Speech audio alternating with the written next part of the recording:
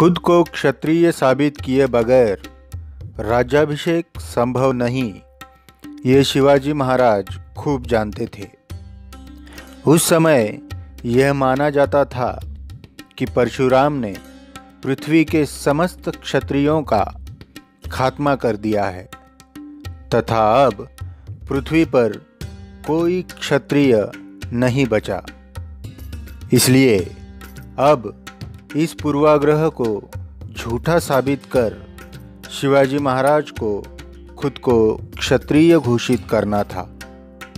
लेकिन इसके लिए कोई ऐसा व्यक्ति चाहिए था जो ब्राह्मणों में श्रेष्ठ हो और जिसकी बात टाली न जा सके।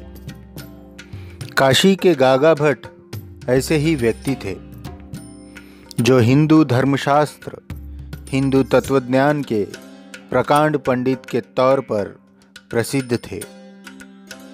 शिवाजी महाराज ने बालाजी आवजी और केशव भट्ट पुरोहित को काशी भेजा। बालाजी आवजी ने गागा भट्ट को राज्याभिषेक समारोह में यजमान होने का न्योता दिया तथा तमाम कागजात उन्हें दिखाए। पूरा अध्ययन कर गागा भट्ट ने शिवाजी महाराज को क्षत्रिय घोषित किया।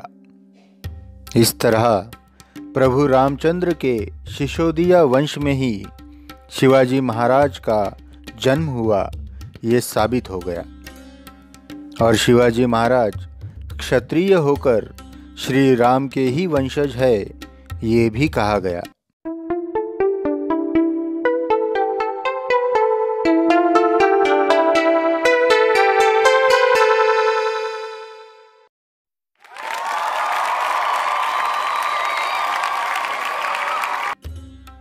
गागा भट्ट के आधिकारिक रूप से घोषणा करते ही राज्याभिषेक की तैयारी जोर शोर से शुरू होने लगी।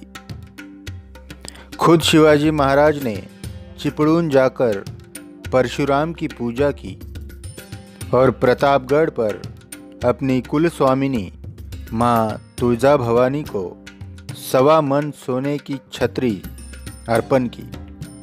29 मई 1674 को शिवाजी महाराज का उपनयन समारोह किया गया, जो भोसले घराने में लगभग लुप्त हो गया था।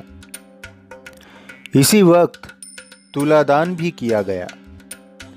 अपने जीवन के अनेकों युद्धों में जिन निरपराध लोगों की हत्या का पाप उनके ऊपर लगा, उनसे मुक्ति के लिए तुला पुरुष दान भी किया गया। वैदिक रीति से शिवाजी महाराज की स्त्रियों के साथ उनका पुनः विवाह किया गया तथा महाराज की तुला की गई, जिसमें सोने चांदी तांबे रखे गए, जो बाद में गरीबों में बांट दिए गए। और इस तरह पूरी विधि विधान के साथ महाराज अब राज्याभिषेक के लिए तैयार थे। 5 जून 1674 शुक्रवार की शाम को राज्याभिषेक समारोह शुरू हुआ। उस शाम गंगा जल से शिवाजी महाराज का स्नान किया गया। दूसरे दिन तड़के ही गणेश पूजन से समारोह की शुरुआत हुई। वेद मंत्रों के साथ होम हवन शुरू हुए। अभिषेक के समय सोने के आसन पर शिवाजी महाराज, उनकी पत्नी सोयराबाई और युवराज संभाजी को बिठाया गया। 8 दिशाओं में महाराज के अष्टप्रधान मंत्री खड़े थे। इन अष्टप्रधानों ने देश की पवित्र नदियों से जल लाया था। इस जल से आसनस्थ महाराज, सोयराबाई और संभाजी का अभिषेक किया गया। तुतारी और नगाड़ों के सुर पूरे आसमान में गूंज रहे थे। 16 ब्राह्मण औरतों ने शिवाजी महाराज की आरती उतारी। महाराज के लिए खास सिंहासन बनवाया गया था। जिसे 8 दिशाओं में हीरे मोतियों से जड़े 8 स्तंभ थे। प्रसिद्ध इतिहासकार यदुनाथ सरकार के अनुसार यह सिंहासन 32 मन सोने से बनाया गया था। दिए गए मुहूर्त पर शिवाजी महाराज ने सिंहासन पर आरोहण किया। इसके साथ ही हर तरफ संगीत बजाया जाने लगा।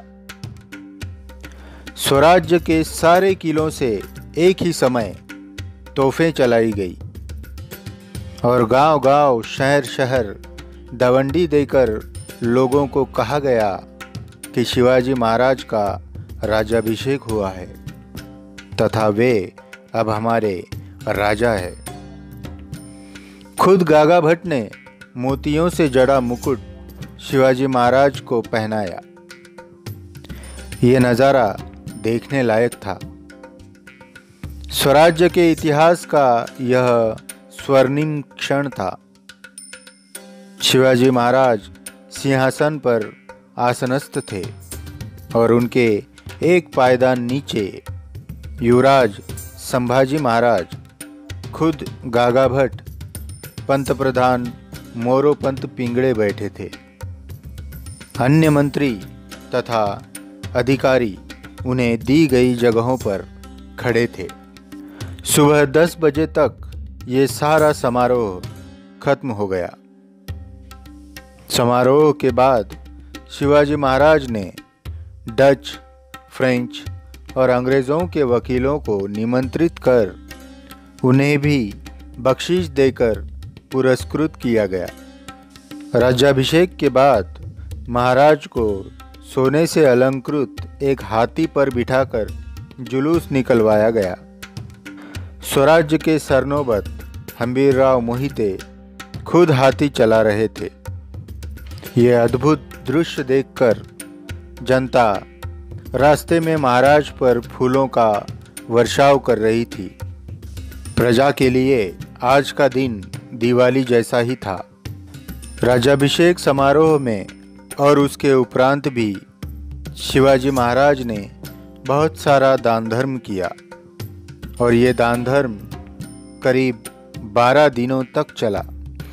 सभासद ने अपनी बखर में लिखा है कि इस समारोह पर शिवाजी महाराज ने करीब 1 करोड़ 42 लाख रुपए खर्च किए। लेकिन इस राज्याभिषेक से हर तरफ शिवाजी महाराज का नाम गूंजने लगा तथा शिवाजी को राजा का मान भी मिला। दोस्तों, इस जानकारी में अगर आप कुछ और भी जोड़ना चाहे तो कमेंट में ज़रूर लिखें। लाइक करें, शेयर करें और सब्सक्राइब करके उत्साह ज़रूर बढ़ाएं। धन्यवाद।